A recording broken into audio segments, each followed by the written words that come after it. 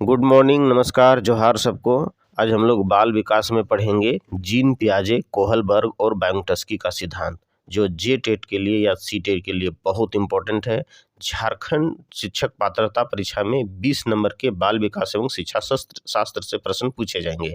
इससे पहले 30 नंबर का पूछा जाता था। अभी नई नियमावली के अनुसार यहाँ से 20 प्रश्न पूछे जाएंगे, जिसमें से सब्जेक्ट वाइज यानी इसमें भी आपको पास करना अनिवार्य है। ठीक है, यानी यहाँ पर देखिए आज हम लोग जिसमें पढ़ने जा रहे हैं बहुत इंपॉर्टेंट है। जीन पियाजे, कोहलबर्ग और बैंगटस्की का जो सिद्धांत है, इससे 2 से 3 प्रश्न पूछे जाएंगे। बहुत इंपॉर्टेंट टॉपिक है। चलिए देखते हैं। आज का पहला प्रश्न कहता है, कोहलबर्ग के सिद्धांत के योगदान के रूप में निम्नलिखित में से किसे माना जा सकता है। ठीक है, ऑप्शन देखते चलिए। उनके सिद्धांत ने संज्ञानात्मक परिपक्वता और नैतिक परिपक्वता, यानी इसमें कॉग्निटिव मैच्योरिटी और जो है इसमें मॉरल मैच्योरिटी जो है नैतिक विकास के बीच में सहयोग का समर्थन किया है। ठीक है, और आंसर सही होना चाहिए, इसी को यही होना चाहिए। इस सिद्धांत में विस्तृत परीक्षण की प्रक्रियाएं हैं, ये गलत है। कार्यवाही के बीच स्पष्ट संबंध स्थापित करता है, ये भी गलत है। उनका विश्वास है कि बच्चे नैतिक दार्शनिक हैं। ठीक है, क्या है, नैतिक दार्शनिक है, तो आंसर इसका ए ही सही होगा। यानी कोहलबर्ग के सिद्धांत ने संज्ञानात्मक परिपक्वता और नैतिक परिपक्वता के बीच एक सहयोग का समर्थन किया है। कोहलबर्ग ने पाया कि नैतिक विकास कुछ अवस्थाओं में होता है। उनके अनुसार ये अवस्थाएं सार्वभौमिक होती है। ठीक है, इसमें से देखिए कोहलबर्ग ने नैतिक विकास के 3 स्तर में इसको बांटा है, जिसमें आप इसमें देख सकते हैं। परंपरागत या नैतिक स्तर जो 7 से 10 वर्ष के बालकों के लिए है। फिर परंपरागत नैतिक स्तर, ठीक, ये जो है 10 से 13 साल। और उत्तर परंपरागत या फिर जिसको आत्म अंगीकृत नैतिक मूल्य जो तीसरा स्तर है, जो 13 वर्ष के बालक के ऊपर के आयु का वाले के लिए है। अगला प्रश्न देखिए, निम्नलिखित में से कौन सा कथन पियाजे के सिद्धांत के अनुसार नहीं कहा जा सकता है, यानी ये गलत है। ठीक है, उनका गुणात्मक चरणों में होता है, यानी विकास जो होता है गुणात्मक चरणों में होता है। बी में है, बच्चे अपनी दुनिया के बारे में ज्ञान का निर्माण और सहयोग करते हैं। और सी में कहता है कि निरंतर अभ्यास से अधिगम होता है। और डी में है, बच्चे अपने पर्यावरण पर क्रिया करते हैं। तो यहाँ इसके आंसर होगा जीन पियाजे के अनुसार ऑप्शन सी जो होगा, नहीं कहा जा सकता उसके अनुसार। यानी पियाजे के संज्ञानात्मक विकास के सिद्धांत के अनुसार यह कथन गलत है कि निरंतर अभ्यास से अधिगम होता है। पियाजे द्वारा प्रतिपादित संज्ञानात्मक विकास सिद्धांत यानी थ्योरी ऑफ कॉग्निटिव डेवलपमेंट मानव बुद्धि की प्रकृति एवं उसके विकास से संबंधित सिद्धांत होता है। यानी जीन पियाजे के अनुसार संवेगात्मक विकास मानव जीवन के विकास एवं उन्नति के लिए आवश्यक होता है। यह विकास मानव जीवन को बहुत प्रभावित करता है एवं उसी से उसके व्यक्तित्व निर्माण में सहायता मिलती है। जब व्यक्ति अपने संवेग यानी जो उसका इमोशन है, यानी भय, क्रोध, घृणा, प्रेम आदि का सही प्रकाशन करना सीख लेता है, तो उसमें संवेगात्मक विकास, तभी उसको हम लोग क्या कहते हैं, इमोशनल डेवलपमेंट यानी संवेगात्मक विकास कहते हैं। बच्चों की बौद्धिक विकास की 4 विशिष्ट अवस्थाओं की पहचान की गई है। कौन कौन होता है? एक्सिन के द्वारा, स्किनर के द्वारा, जीन पियाजे के द्वारा या फिर कोहलबर्ग के द्वारा। आसान प्रश्न है, जीन पियाजे होगा इसका है। यानी जीन पियाजे ने संज्ञानात्मक विकास के सिद्धांत की 4 अवस्थाएं बताई है, जो आप यहाँ देखिए। पहला होता है संवेदी पेशीय अवस्था, जो 0 से 2 वर्ष के लिए है। पूर्व संक्रियात्मक अवस्था जो 2 से 7 वर्ष के लिए है। मूर्त संक्रियात्मक अवस्था जो 7 से 11 वर्ष के लिए है। और औपचारिक संक्रियात्मक अवस्था जो 11 से 15 वर्ष के लिए है। ठीक है, इस तरह से इसका आंसर जो होगा सी होगा। लॉरेंस कोहलबर्ग के सिद्धांत में कौन सा स्तर नैतिकता की अनुपस्थिति को सही अर्थ में सूचित करता है, इंडिकेट करता है? पहला देखिए, स्तर 3, स्तर 4, स्तर 1 या फिर स्तर 2, लेवल 2। तो इसका सही आंसर होगा सी, यानी लेवल 1, स्तर 1। लॉरेंस कोहलबर्ग जो 1927 से 87 उनका जो पीरियड रहा है, ने नैतिक विकास की को 6 चरणों में चर्चा की है। इन्होंने नैतिक विकास के 6 चरण की चर्चा की है। लॉरेंस कोहलबर्ग के अनुसार नैतिकता की अनुपस्थिति को सही अर्थों में सूचित करने वाला चरण जो होता है वो पहला चरण होता है। ठीक है, यह नैतिक चिंतन का सबसे निचला स्तर होता है, यानी निचला चरण होता है। इस चरण में क्या सही है और क्या गलत है पर बाह्य सजा तथा उपहार का प्रभाव पड़ता है। यानी बाह्य जो सजा होता है, जो उपहार जो होते हैं, गिफ्ट देते हैं, उसका ये प्रभाव यहाँ पर पड़ता है बच्चों पर। स्तर 1 वस्तुतः नैतिकता की रूढ़ि पूर्व अवस्था का पहला चरण है। यह नैतिक सोच तथा सजा से संबंध है, यानी सोच एवं सजा से संबंध है। बच्चे यह मानकर चलते हैं कि बड़ों की बात माननी चाहिए, नहीं तो सजा मिल सकती है। ठीक है, अगला देखिए, जीन पियाजे के सिद्धांत के अनुसार निम्नलिखित में से कौन सा व्यक्ति के संज्ञानात्मक विकास को प्रभावित नहीं करेगा? भाषा, सामाजिक अनुभव, परिपक्वन या फिर क्रियाकलाप?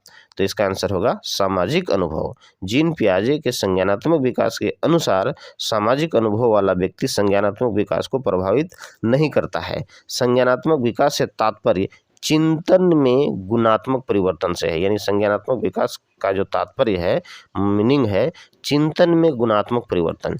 यह परिवर्तन पहले से उपस्थित है, यानी यह जो परिवर्तन होता है वह क्या होता है, पहले से ही उपस्थित रहता है। पहले से उपस्थित संज्ञानात्मक संरचनाओं में अनुकूलन द्वारा होता है। ठीक है, पियाजे अपने संज्ञानात्मक विकास सिद्धांत में कहते हैं कि बालक में वास्तविकता के स्वरूप के बारे में चिंतन करने तथा उसे खोजने की शक्ति न तो बालक की परिपक्वता स्तर पर और न ही उनके अनुभवों पर निर्भर करती है, बल्कि इन दोनों की अंतःक्रिया द्वारा ही यह निर्धारित होता है। ठीक है, अंतःक्रिया द्वारा क्या होता है, निर्धारित होता है। अब देखते हैं हम लोग, अगला प्रश्न कहता है, बायोंटस्की के अनुसार बच्चे स्वयं से क्यों बोलते हैं, यानी बच्चे स्वयं से क्यों बोलते हैं? पहला ऑप्शन देखिए, बच्चे अपने प्रति वयस्कों, है ना, जो एडल्ट होते हैं, वयस्कों का ध्यान आकर्षित करने के लिए बोलते हैं। दूसरा कहता है कि बच्चे स्वभाव से बहुत वातुनी होते हैं, और सी में है बच्चे अहं केंद्रित होते हैं, और डी में है बच्चे अपने कार्य को दिशा देने के लिए बोलते हैं। तो इसका आंसर होगा डी, यानी बच्चे अपने कार्य को दिशा देने के लिए बोलते हैं। बालक अपने व्यवहार एवं कार्य को नियंत्रित तथा निर्देशित करने के लिए स्वयं से बातचीत करते हैं। ठीक है, बायोंटस्की ने संज्ञानात्मक विकास का एक प्रगतिशील विश्लेषण प्रस्तुत किया है। उसने बालक के संज्ञानात्मक विकास में समाज एवं उसके सांस्कृतिक संबंधों के बीच संवाद को सबसे महत्वपूर्ण आयाम के रूप में घोषित किया है। बायोंटस्की के अनुसार बालक अपने बड़ों के संपर्क में आकर, है ना, बड़ों के संपर्क में आकर आकार, माने उसमें होता है आकार, चिंतन और व्यवहार के संस्कृति अनुरूप तरीके से सीखते हैं, है ना, संस्कृति अनुरूप तरीके से सीखते हैं। अब देखिए, अमूर्त वैज्ञानिक चिंतन के लिए क्षमता का विकास निम्नलिखित अवस्थाओं में किसकी एक विशेषता है? ऑप्शन देखिए, मूर्त संक्रियात्मक अवस्था, औपचारिक संक्रियात्मक अवस्था, संवेदी गतिक अवस्था या फिर पूर्व संक्रियात्मक अवस्था। तो इसका आंसर होगा यानी बी, अमूर्त वैज्ञानिक चिंतन के लिए क्षमता का विकास औपचारिक संक्रियात्मक अवस्था की एक विशेषता है। यह अवस्था जो होता है 11 वर्ष की आयु से प्रारंभ होकर प्रौढ़ावस्था तक जाती है, यानी चलती है। इस दौर में बालक परिकल्पनात्मक ढंग से, है ना, परिकल्पनात्मक ढंग से समस्याओं पर विचार करता है, सोचता है, समझता है। ठीक है, वह आसपास के परिवेश को समझने के लिए अपनी ज्ञानेंद्रियों का प्रयोग करता है, जो भी उसका सेंस ऑर्गन है उसका प्रयोग करता है। यहाँ पर देखिए, संवेदी गतिक अवस्था में, इस अवस्था में जन्म से 2 वर्ष तक, यानी 0 से 2 वर्ष तक के बालक का संज्ञानात्मक विकास निम्न रूप में होता है। इस आयु के बालकों, माने इस आयु के जो बच्चे होते हैं, अपनी इंद्रियों द्वारा प्राथमिक अनुभव करते हैं। ठीक है, इस अवस्था को जीन पियाजे ने पुनः फिर 6 भाग में बांटा है। इसमें सही क्रिया पहला है जो सह क्रियाओं की अवस्था है, दूसरा है प्रमुख वृत्तीय अनुक्रियाओं की अवस्था, और तीसरा है गौण वृत्तीय अनुक्रियाओं की अवस्था, और चौथा है गौड़ स्कीम, है ना, स्कीमेटा के समन्वय की अवस्था, और तीसरा में है तृतीय, यानी 5वां में है तृतीय वृत्तीय अनुक्रियाओं की अवस्था, और छठा में है लास्ट में मानसिक संयोग द्वारा नए साधनों की खोज की अवस्था। ठीक है, यानी मानसिक संयोग के द्वारा वो नए साधनों को खोजते हैं। यहाँ पर देखिए, थोड़ा सा इसको हम लोग डिटेल में ही जानते हैं। पूर्व संक्रियात्मक अवस्था क्या चीज़ होता है?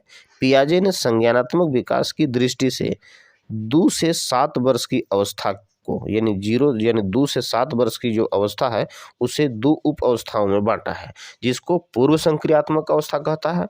और इस अवधि को उन्होंने क्या कहा है कि 2 से 4 वर्ष की होती है, यानी यह जो पीरियड होता है 2 वर्ष से 4 वर्ष की होती है।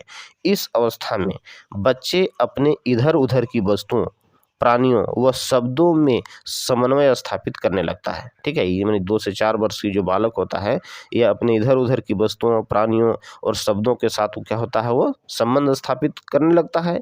ये शब्द अनुकरण व खेल द्वारा सीखता है। ठीक है, ये क्या करता है, फॉलो करता है, किसी को देखता है, अनुकरण करता है, खेल खेल के ये इसमें अनुकरण करता है, संबंध स्थापित करता है। और दूसरा में कहता है कि अंतर्दर्शी अवस्था, यानी यह अवस्था जो होता है 4 साल से लेकर के 7 साल तक चलती है।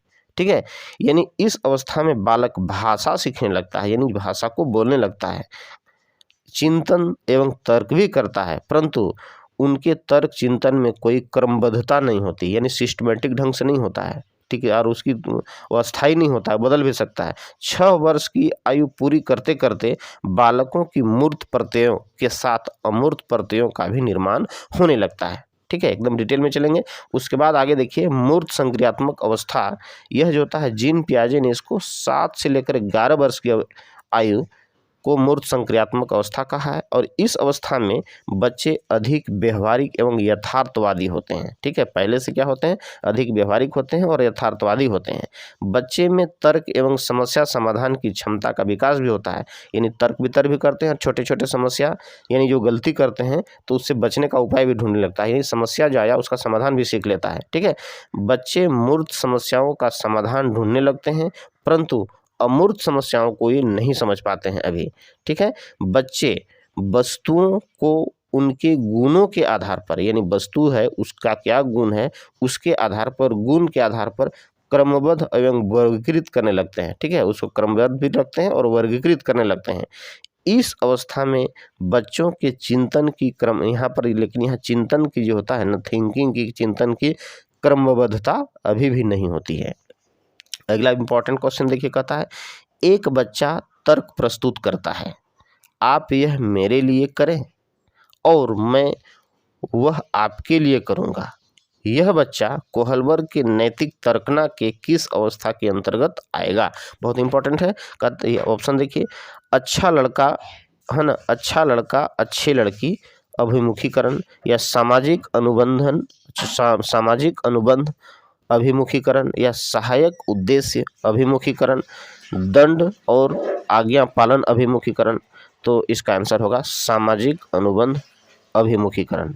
यानी सामाजिक अनुबंध अभिमुखीकरण एक सामाजिक नियम है, एक क्या है, सामाजिक नियम है, जिसमें एक दूसरे के लाभ के लिए परिस्थितियों के आधार पर मानदंडों को स्वीकृत दी गई है, मानदंडों की स्वीकृति दी गई है। बच्चे का यह तर्क है कि, यानी जो बच्चा है उसका यह तर्क है कि आप मेरे लिए करें और मैं आपके लिए करूंगा।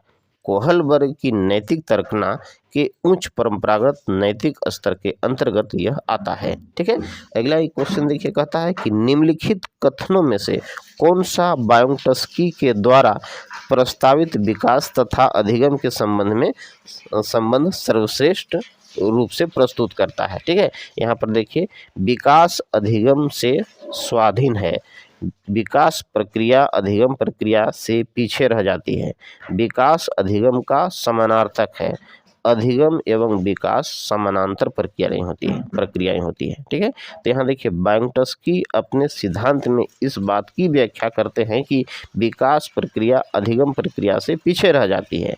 उनके अनुसार अधिगम और विकास की पारस्परिक प्रक्रिया में बालक की सक्रिय भागीदारी होती है, जिसमें भाषा के संज्ञान पर सीधा असर होता है। ठीक है, अधिगम और विकास अंतर संबंधित प्रक्रियाएं हैं जो विद्यार्थी जीवन के पहले दिन से ही प्रारंभ हो जाता है, विद्यार्थी जीवन के पहले दिन से ही प्रारंभ हो जाता है। बायोंटस्की के अनुसार विभिन्न बालकों के अलग अलग विकास स्तर पर अधिगम समरूप हो सकता है, यानी एक रूप नहीं, यानी समरूप हो सकता है लेकिन एक रूप नहीं। ठीक है, अगला प्रश्न देखिए, कोहलबर्ग के सिद्धांत की एक प्रमुख आलोचना क्या है? ठीक है, इसमें आलोचना की बात किया गया है, क्या आलोचना यहाँ क्या है? कोहलबर्ग के बिना किसी अनुभूतिमूलक आधार के सिद्धांत प्रस्तुत किया। यानी कोहलबर्ग ने प्रस्ताव किया कि नैतिक तार्किकता विकासात्मक है। और सी में है कोहलबर्ग ने पुरुषों एवं महिलाओं की नैतिक तार्किकता में सांस्कृतिक विभिन्नताओं को महत्व नहीं दिया है। और डी में है कोहलबर्ग ने नैतिक विकास की स्पष्ट अवस्थाओं का उल्लेख नहीं किया है। तो यहाँ इसका आंसर सी होगा। यानी कोहलबर्ग के सिद्धांत की आलोचना कोहलबर्ग ने यानी सिद्धांत की आलोचना करते हुए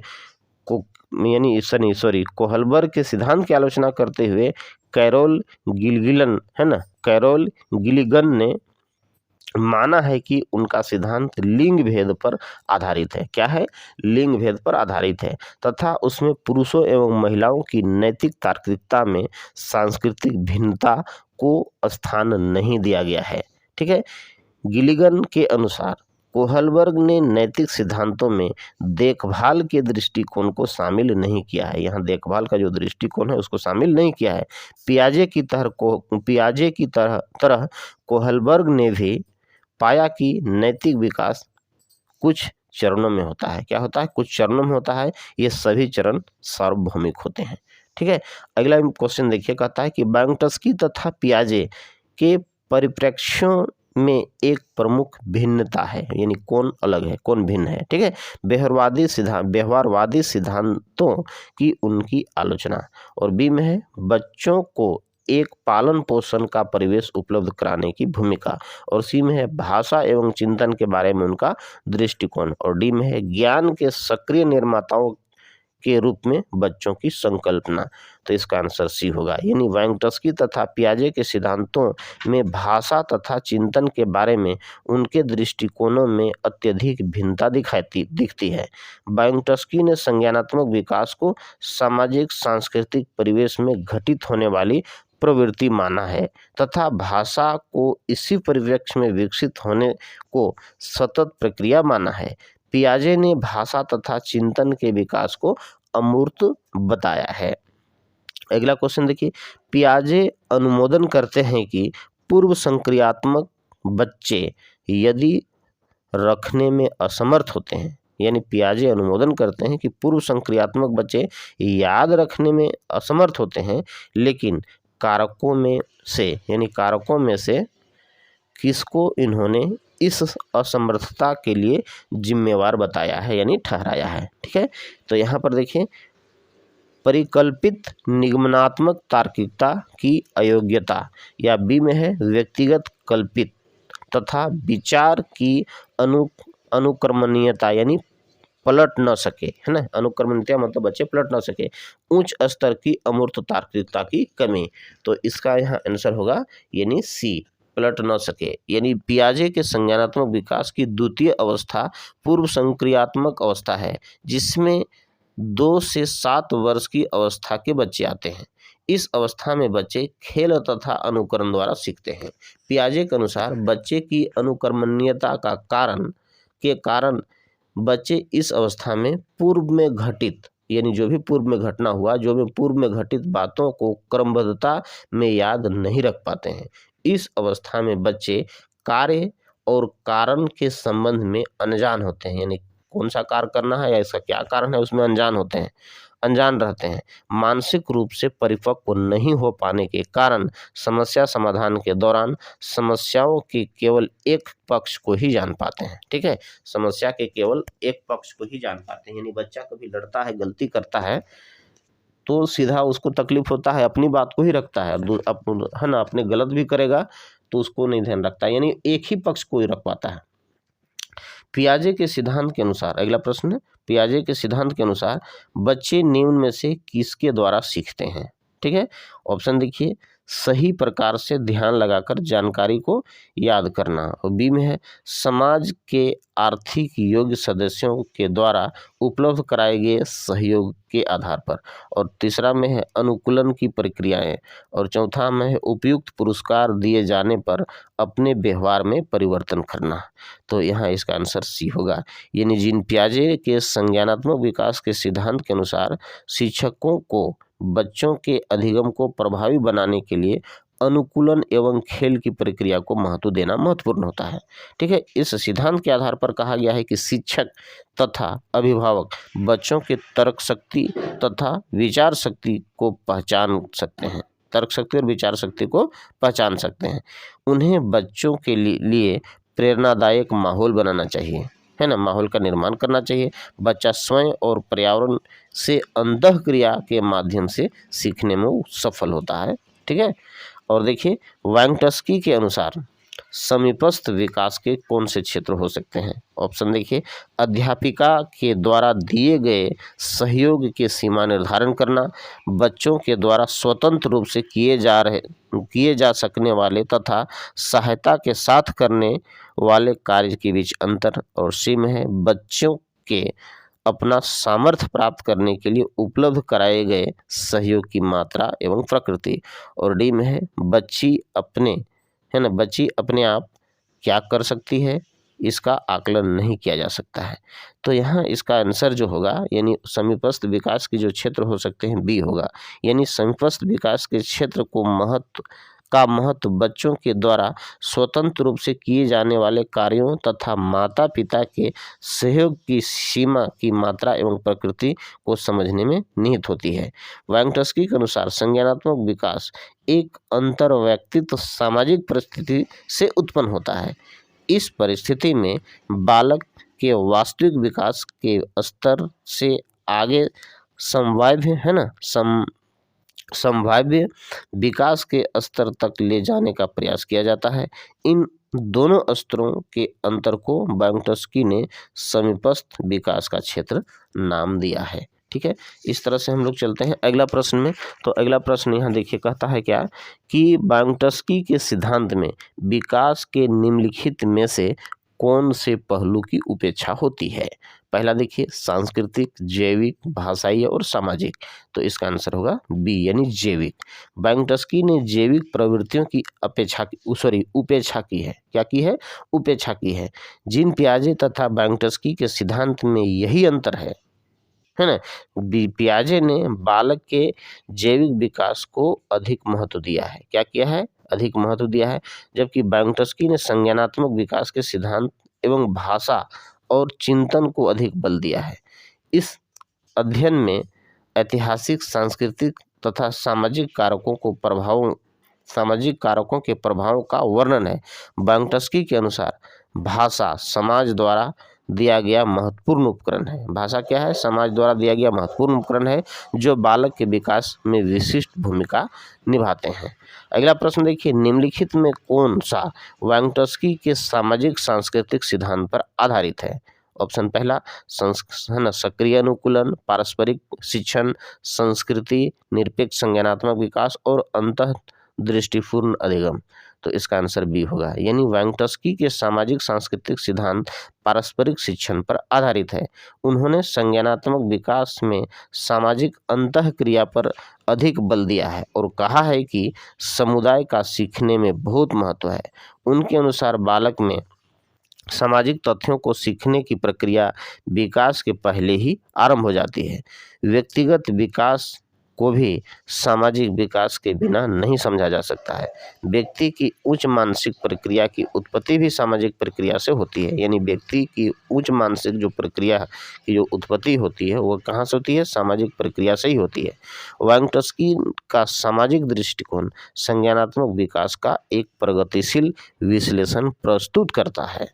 वस्तुतः वांगटस्की ने बालक के संज्ञानात्मक विकास में समाज एवं उनके सांस्कृतिक संबंधों के बीच संवाद को एक महत्वपूर्ण आयाम घोषित किया है। ठीक है, अब हम लोग चलते हैं आगे। कहता है क्या, एक शिक्षिका अपनी कक्षा में कहती है सभी प्रकार के प्रदत्त कार्य यानी जो भी असाइनमेंट हैं का निर्माण इस प्रकार किया गया है कि प्रत्येक विद्यार्थी अधिक प्रभावशाली ढंग से सीख सकें। अतः सभी विद्यार्थी बिना किसी अन्य की सहायता से अपना कार्य पूर्ण करें। वह कोहलबर्ग के किस नैतिक विकास का चरण की ओर ये संकेत करती है। ठीक है, तो आगे ऑप्शन देखेंगे हम लोग। कहता है क्या, औपचारिक चरण फॉर कानून और व्यवस्था, और पूर्व औपचारिक चरण 5 सामाजिक संविदा, और सी में है पूर्व औपचारिक चरण 1 यानी दंड परिवर्तन, और डी में है पूर्व औपचारिक चरण 2 यानी व्यक्तित्व और विनिमय। तो इसका आंसर यहाँ होगा ए, यानी शिक्षिका द्वारा दिया गया निर्देश कोहलबर्ग के नैतिक विकास के सिद्धांत के चरण 4 की अवस्था को यहाँ प्रतीकित करता है। कोहलबर्ग के नैतिक विकास सिद्धांत की चौथी अवस्था यानी चरण 4 में सामाजिक व्यवस्था बनाए रखने पर आधारित नैतिक चिंतन को स्थान दिया गया है, और आगे इस अवस्था में लोगों के नैतिक विकास की प्रक्रिया सामाजिक निर्देश, कानून और कर्तव्यों पर आधारित होती है। कक्षा में विद्यार्थियों द्वारा प्रभावशाली ढंग से सीख पाने के लिए यह आवश्यक है कि वह किसी अन्य की सहायता के बिना अपना कार्य संपादित कर सके। अगला प्रश्न देखिए, कहता है निम्नलिखित में से कौन सा निहितार्थ पियाजे के संज्ञानात्मक विकास के सिद्धांत से नहीं निकाला जा सकता। इंपॉर्टेंट प्रश्न है ये। ऑप्शन देखिए, कहता है कि बच्चों की अधिगमनात्मक तत्परता के प्रति संवेदनशीलता, और बी में है व्यक्तित्व भेदों की स्वीकृति, और सी में है खोजपूर्ण अधिगम, और डी में है शाब्दिक शिक्षण की आवश्यकता। तो इसका यहाँ पर होगा शाब्दिक शिक्षण की आवश्यकता, यानी डी इसका सही आंसर है। यहाँ जीन पियाजे ने अपने सिद्धांत में शाब्दिक शिक्षण की आवश्यकता की चर्चा यहाँ पर नहीं की है, बाकी तीनों में किया हुआ है। ठीक है, पियाजे के संज्ञानात्मक विकास के सिद्धांत में बच्चों की अधिगमनात्मक तत्परता के प्रति संवेदनशीलता, व्यक्तित्व भेदों की स्वीकृति तथा खोजपूर्ण अधिगम को वहाँ स्थान दिया है। पियाजे द्वारा प्रतिपादित संज्ञानात्मक विकास सिद्धांत मानव बुद्धि की प्रकृति एवं उसके विकास से संबंधित है। इस सिद्धांत को विकासात्मक सिद्धांत भी कहा जाता है। ठीक है, आगे देखिए, कहता है क्या निम्नलिखित में से कौन सा कोहलबर्ग के नैतिक विकास के चरण का लक्षण है। यहाँ कौन सा कोहलबर्ग के नैतिक विकास के चरण का लक्षण है। ऑप्शन देखिए, चरणों का परिवर्तनशील अनुक्रमण, और बी में है विभिन्न चरण अलग अलग प्रत्युत्तर है न कि सामान्य प्रतिमान, और सी में है सभी संस्कृतियों से संबंध चरणों की सर्वांगीण यहाँ सार्वभौम श्रृंखला है, और सी डी में कहता है कि विभिन्न चरण एक गैर पदानुक्रम रूप में आगे की ओर बढ़ते हैं। तो यहाँ इसका सही आंसर सी होगा, यानी कोहलबर्ग ने सभी चरणों में एक सार्वभौम श्रृंखला का अनुभव किया है। लॉरेंस कोहलबर्ग ने नैतिक विकास का सिद्धांत प्रतिपादित किया है। कोहलबर्ग ने नैतिक विकास के 6 चरण बतलाए हैं। इन चरणों में पूर्ववर्ती चरण की अपेक्षा अग्रवर्ती चरण भौतिक सुविधाओं को सुलझाने में अधिक परिपूर्ण है। ठीक है, कोहलबर्ग ने नैतिक चिंतन की 3 अवस्थाओं में 2-2 चरण को यहाँ व्यवस्थित किया है। चलिए दोस्तों, वीडियो अच्छा लगा तो सब्सक्राइब करें, दोस्तों के बीच अधिक से अधिक शेयर करें ताकि अधिक से अधिक वीडियो यहाँ देख सके और आप फ़ायदा उठा सकते हैं। ठीक है, और हम भी मोटिवेट हो सकें, आपके लिए अच्छा वीडियो हम बना सकें। Okay, bye.